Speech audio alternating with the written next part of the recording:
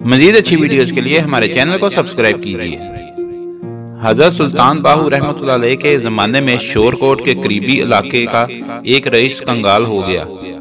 एक बुजुर्ग ने उसे सुल्तान बाहू रहमतुल्लाह अलैह की खिदमत में हाजिर होने का मशवरा दिया। कई मील का सफर तय करने के बाद जब वो शोरकोट पहुंचा तो ये देखकर उसे सख्त रंज पहुंचा कि सुल्तान बाहू रहमतुल्लाह अलैह हल चला रहे हैं। उसने सोचा, भला ऐसा शख्स मेरी क्या मदद कर सकता है।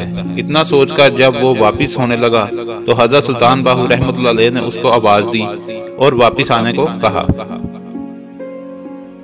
रईस ने बताया, मैं आपसे माली इमदाद हासिल करने आया था।